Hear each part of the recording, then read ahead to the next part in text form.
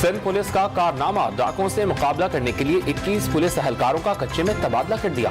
معذور ہیں، ڈاکوں سے کیسے لڑیں گے؟ اہلکاروں کی آئی جی سندھ پولیس سے تبادلہ روکنے کی درخواست۔ کراچی بلدیاتی انتخابات سے متعلق فیصلہ کچھ دیر بعد سنایا جائے گا۔ چیف الیکشن کمشنر کراچی بلدیاتی الیکشن سے متعلق فیصلہ خود پڑھ کر سنائیں گے۔ پاک انگلینڈ کرکٹ سیریز متاثر ہونے سے بچانے کے لیے راولپنڈی انتظامیہ اور قانون نافذ کرنے والے اداروں نے تحریک انصاف کو دھرنے کا مقام تبدیل کرنے کی تجویز دے دی۔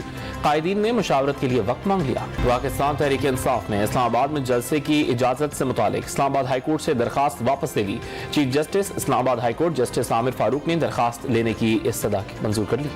توشہ خانہ ریفرنس میں اسلام آباد کی سیشن کورٹ عمران خان کے خلاف آج سے فوجداری کارروائی کا آغاز کرے گی۔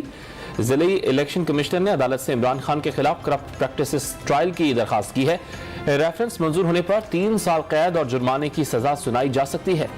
اسلام آباد کی احتساب عدالت اسحاق ڈار کے خلاف آمدن سے زائد اثاثہ جات کیس میں بریت کی درخواست پر فیصلہ آج سنائے گی۔ آرمی چیف کی تعیناتی کا عمل جمعے تک مکمل ہو جائے گا۔ وزیر اعظم شہباز شریف نے وزراء سے مشاورت کے بعد وزارت دفاع کو خط بھجوا دیا۔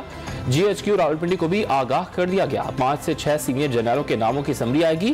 ایک نام اتفاق رائے سے چنا جائے گا۔ آرمی چیف کی تقرری کے حوالے سے سمری آئے یا نہ آئے، 1-2 روز میں تعیناتی کا عمل مکمل ہو جائے گا۔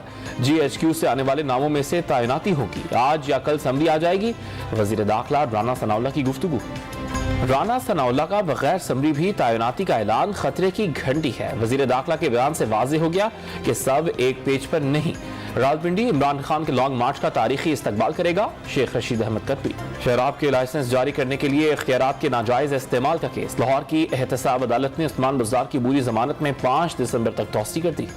اور فیفا ورلڈ کپ میں انگلینڈ اور نیدرلینڈز کی کامیابی، امریکہ اور ویلز کے درمیان مقابلہ برابر رہا۔